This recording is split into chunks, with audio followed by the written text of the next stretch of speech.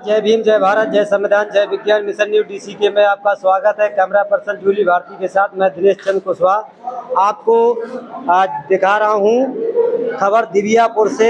आधुनिक भारत के निर्माता पूर्व प्रधानमंत्री भारत के माननीय आदरणीय श्री स्वर्गीय राजीव गांधी जी की पुण्यतिथि पर यहाँ पर जो पुष्प अर्पित किए गए। काफ़ी कांग्रेस कमेटी के और भी आमजन लोग यहाँ पर पहुँचे, महिलाएं पहुँची, बेटियाँ पहुँची। तो हमारे साथ हैं कांग्रेस कमेटी के उत्तर प्रदेश के प्रदेश महासचिव जी। तो सचिव जी से जानना चाहेंगे कि कांग्रेस पार्टी और जो आधुनिक भारत के निर्माता के बारे में कुछ हमारे दर्शकों को बताने का प्रयास करें। तो बहुत बहुत आपका धन्यवाद, आपने अपना कीमती समय दिया। तो आधुनिक भारत के निर्माता के बारे में और कांग्रेस कमेटी की क्या नीतियां हैं वो जन जन तक पहुंचाने का प्रयास करें।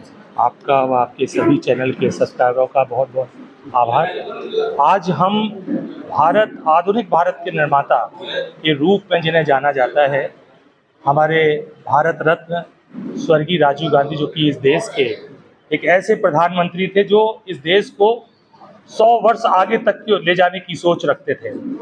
कई ऐसे उनके कार्यकाल में ऐसी कई क्रांतियां हुई, जैसे आप लोग जानते हैं कि पंचायती राज व्यवस्था को उन्होंने बहुत मजबूत किया, जिसमें पंचायतों को वो ताकत मिली कि हम अपना सांसद और संसद अपने गांव में चुन पाएं। गांव का विकास गांव से हो सके, जिसके लिए गरीब आदमी को लखनऊ और दिल्ली ना जाना पड़े। इसके अलावा हमारे युवा साथियों को पहली बार 18 वर्ष में वोट डालने का अधिकार उन्होंने दिया। गरीब बच्चों की पढ़ाई को उनका मानना था कि अगर बच्चे पढ़ेंगे तो ये देश निश्चित तौर पर आज कोई भी परिस्थिति हो, लेकिन भविष्य में ये बहुत मजबूत राष्ट्र बनेगा। इसलिए उन्होंने शिक्षा में, जो प्राथमिक शिक्षा है, उसमें लोगों को आकर्षित करने के लिए गरीबों के बच्चों को पढ़ने के लिए मिड डे मील योजना लाई, जिसमें कि गरीब बच्चे वहाँ भोजन और ड्रेस वगैरह वहीं पर मिले उसको।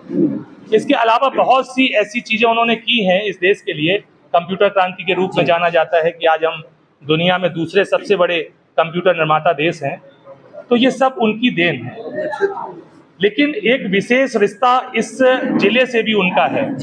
आज हम जब इस औद्योगिक नगर की दिव्यापुर में खड़े हुए हैं, ये कभी आज से 25, 20, 30 साल पहले एक बहुत छोटा कस्बा हुआ करता था। लेकिन हमारे इस पूर्ण महान आत्मा के श्री चरण जब इस धरती पर पड़े और INTPC और पेट्रोकेमिकल ऐसे भारत के नवरत्न प्रतिष्ठान इस धरती को मिले, तो इसका सम्मान पूरे विश्व में हुआ। न केवल देश की बात, बल्कि विश्व लेवल के हमारे यहाँ जो कारखाने हुए, जिससे हजारों लाखों लोगों को डायरेक्ट व इनडायरेक्ट रोजगार मिला, जिससे आज मैं समझता हूँ कि बड़ी बड़ी गाड़ियों पे जो लोग घूम रहे हैं, अच्छे अच्छे दिव्यापुर में शिक्षण संस्था हैं, इसका कहीं ना कहीं ये श्रेय हम राजीव गांधी को देते हैं। और राजीव गांधी हम लोगों के लिए, मुझे लगता है कि दलगत राजनीति से उठकर दिलगत राजनीति के तहत हमारे दिल में है। और हम लोग, क्योंकि हमें भी वो सौभाग्य प्राप्त है कि जब वो पहली बार पाता का उद्घाटन करने आए थे पेट्रोकेमिकल का, तो उस समय मैं 12 वर्ष का एक छात्र था। और उस समय हम लोगों को माननीय सोनिया गांधी जी उनके साथ में थी। बहुत बारिश हो रही थी और बारिश में आकर उन्होंने पाता में जो आधारशिला रखी थी, आज वो फल फूल रहा है, वट वृक्ष। आज हम उत्तर प्रदेश के दूसरे सबसे बड़े औद्योगिक जिले के निवासी, ये उन्हीं की देन है। कई ऐसी चीजें भी उन्होंने की अपने देश के लोगों के लिए, जैसे मेधावी छात्रों के लिए नवोदय विद्यालय की स्थापना करी, कि जिसमें जो हमारे गरीब लोगों के बच्चों के अगर वो मेधावी हैं, कुशाग्र हैं, तो उन्हें वहाँ पर मुफ्त में शिक्षा मिलती है। और आज भी ऐसा सब हो रहा है। तो कई ऐसी चीजें हैं जिसके लिए अगर 100 वर्ष का इतिहास हिंदुस्तान का लिखा जाएगा, तो स्वर्ण अक्षरों में इस काल को लिखा जाएगा जब राजीव गांधी इस देश के प्रधानमंत्री थे।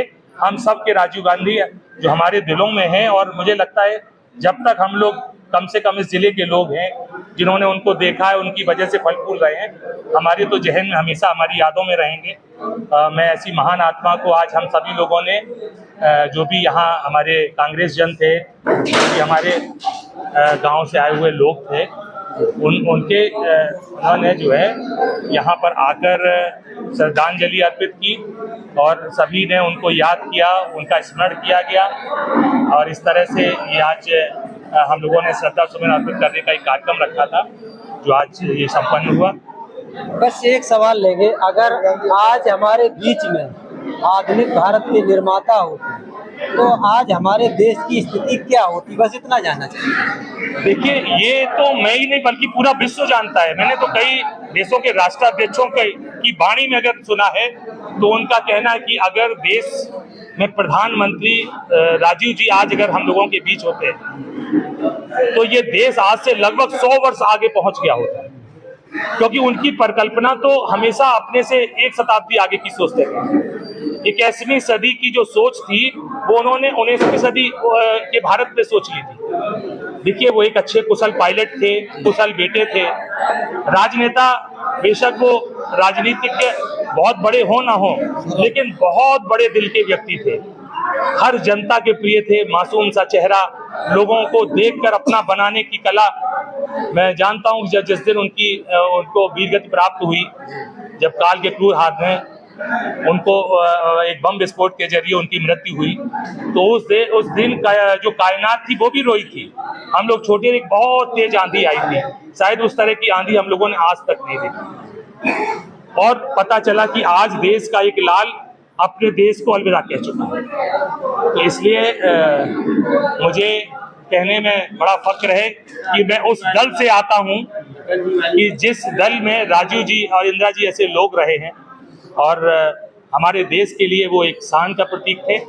और मैं उम्मीद करता हूं कि आज उनके बेटे भी इस देश के लिए निरंतर संघर्ष कर रहे हैं, तो निश्चित तौर पे एक बार फिर से हमें आज जो भी हो, लेकिन कल का खुशहाल भारत निश्चित तौर पर मिलेगा।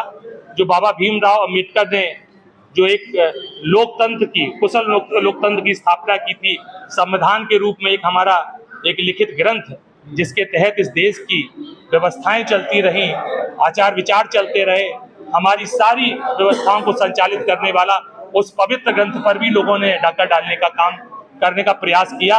लेकिन आज हमारा एक फिर से नायक उसी लड़ाई को मुकम्मल तौर से लड़ रहा है कि हमें किसी भी तरह से अपने इस पवित्र ग्रंथ को, जिसे हम संविधान कहते हैं, उसको हम इस देश में उसके अनुसार ही देश चले। और ये देखिए, एक बहुत बड़ी विडंबना है कि जब वो कोई भी बात, आज जो सरकार में बैठे हुए लोग हैं, आप अक्सर देखते हैं कि कैसे हम मजहबों में बांटें, कैसे जातियों में बांटें, इसका प्रयास लगातार होता है। क्योंकि लेकिन हम फिर भी यही कहेंगे कि ये देश बड़ी खूबसूरती से बना है और जब तक इसमें सभी जाति, धर्म, मजहब, जो कई फूल एक साथ जब तक नहीं रहेंगे, हम उस अच्छे और पवित्र देश की परिकल्पना नहीं कर सकते। ये इसलिए भी जरूरी है क्योंकि देश का मिजाज हमेशा भाई और बंधुत्व का रहा। हमने हर त्योहार, चाहे वो हिंदू हो मुस्लिम हो, हमने साथ मिलकर मनाया है।